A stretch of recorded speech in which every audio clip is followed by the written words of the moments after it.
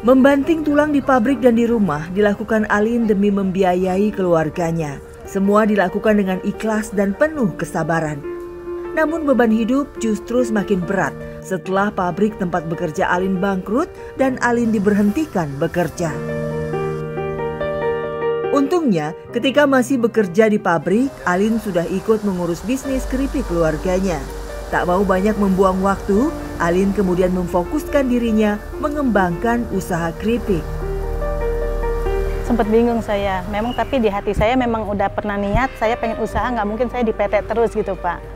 Memang cuman saya sempat bingung mau usaha apa gitu. Pas kebetulan orang tua usaha keripik ya, orang tua juga memang udah nggak bisa untuk jualan lagi, ya saya terusin gitu sama suami saya usaha bareng sama suami. Tapi setiap hari libur apa pulang kerja saya ngebantu-bantu, tetap bantu-bantu. Lokasi usaha produksi keripik Alin berada di bagian depan dan satu halaman dengan tempat tinggalnya dan keluarga. Kondisi rumah kontrakannya sungguh miris, terasa kurang layak untuk ditempati. Untuk tidur saja, Alin dan keluarganya harus berbagi tempat dengan barang-barang rumah tangga dan perlengkapan produk usaha keripik. Setiap bulan, Alin harus menyisihkan sebagian uang dari hasil usaha keripik untuk biaya sewa rumah kontrakannya. Alin berharap suatu waktu ia bisa membeli rumah agar orang tuanya bisa beristirahat dengan layak. Ya terasa nyaman gak nyaman ya Pak, memang keadaan lokasinya cukup benar-benar ya seperti itu ya, sempit juga ya, kita nikmati aja Pak. Apalagi di saat musim hujan tidur sama ember-ember untuk keripik itu kan, ditambah kalau hujan kita ya kebocoran karena atasnya juga kan terbuka.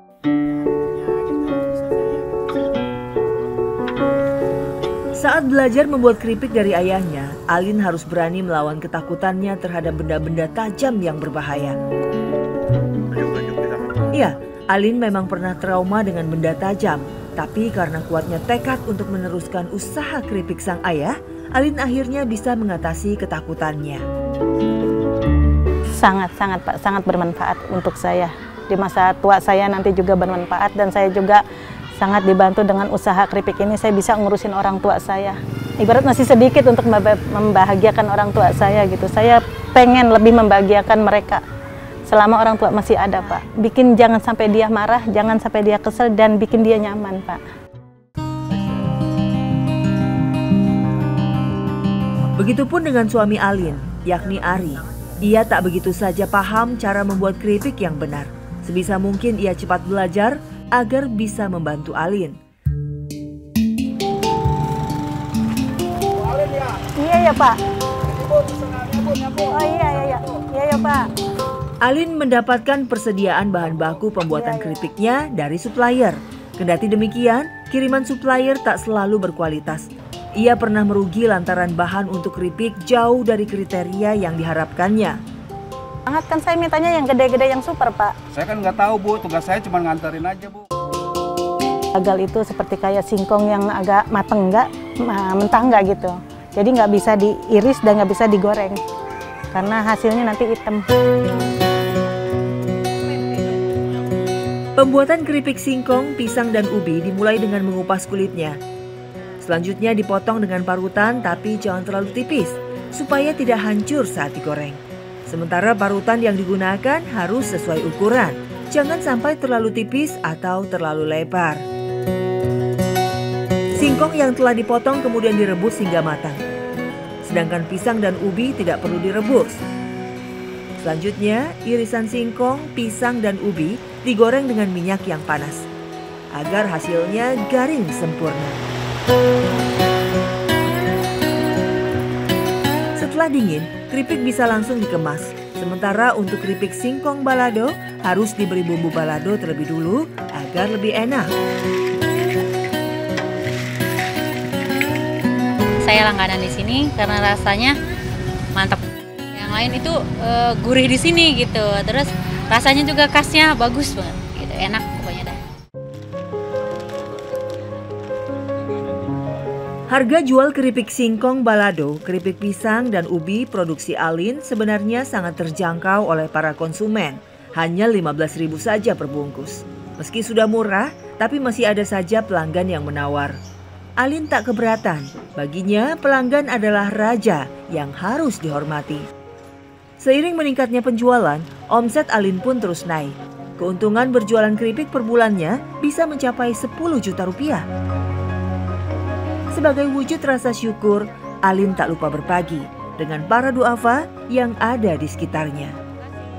Ya, saya kadang di depan warung tempat saya usaha itu kadang-kadang ada orang pengemis minta ini, cuman saya ngasih yang layak gitu, yang kira-kira dia benar-benar membutuhkan. Dan ibu-ibu bawa rongsokan bersama anaknya, kadang saya kasih makanan dan berupa uang juga. Sikap dermawan yang ditunjukkan Alin datang dari hati yang ikhlas. Ya, meskipun ia masih tertimpa ujian hidup, namun tak menyurutkan niatnya untuk bisa memberikan apa yang dia punya kepada orang lain yang juga tertimpa kesulitan ekonomi. Bagi Alin, ia bisa bertahan karena kebaikan Tuhan. Sudah sewajarnya jika ia juga berbuat yang sama pada orang-orang yang kurang beruntung. Karena saya masih bisa berbagi walaupun saya tetap ngurusin orang tua saya yang sedang sakit. Saya masih senang bisa berbagi dengan orang yang benar-benar membutuhkan. Tiap saya memberi, saya minta doanya dari mereka, Pak. Minta doa, usaha saya minta diperlancarkan, dipermudahkan. Gitu. Alhamdulillah. Dengan doa-doa mereka dijamah.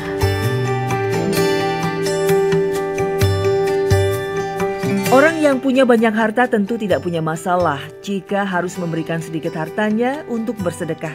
Namun berbeda halnya dengan orang yang kondisinya sedang susah atau kesulitan. Namun disinilah letak keistimewaannya. Sedekah dalam kondisi sulit bernilai besar di hadapan Allah Subhanahu wa Ta'ala. Allah menjanjikan kepada siapa yang sering bersedekah, maka hartanya akan berkah dan hidupnya akan selalu tercukupi. Sedekah bisa dilakukan secara sembunyi-sembunyi atau terang-terangan, sebagaimana firman Allah Subhanahu wa Ta'ala dalam Al-Quran. Jika kamu menampakkan sedekah-sedekahmu, maka itu baik. Dan jika kamu menyembunyikannya dan memberikannya pada orang fakir, maka itu lebih baik bagimu.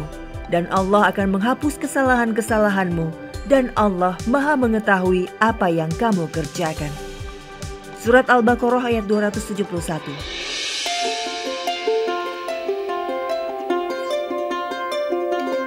Dengan berbisnis keripik, Alin mendapatkan banyak hikmah kehidupan. Selain mendapat penghasilan yang terus bertambah banyak, Alin juga bisa meluangkan waktu merawat ayah ibunya sebagai bentuk bakti anak pada orang tua. Alin bersyukur Allah memberinya banyak kemudahan dan kekuatan. Alin yakin setiap problem yang muncul akan selalu dibarengi dengan solusinya selama manusia terus berusaha dan berdoa. Tekstur kadang ada yang minta, Bu ini singkong apa pisangnya ketebelan, Bu ini ubinya ketebelan keras, ya pernah. Tapi kan kita dengan cara seperti itu jadi kita tahu kekurangan kita di mana gitu. Jadi kita mungkin besoknya tuh bisa diperbaiki lagi. Saya ambil hikmahnya, kita kerja di PT kita nggak bisa ngurusin orang tua. Kita usaha, kita bisa ngurusin orang tua yang sedang sakit, Pak, gitu. Jadi kita bisa kumpul ya.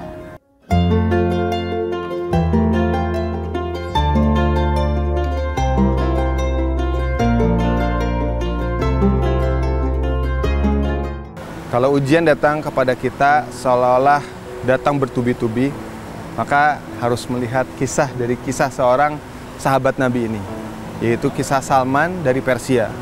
Beliau ketika bukan hanya mencari kebenaran, tapi beliau juga pelaku pengusaha. Beliau seorang pengusaha peternakan.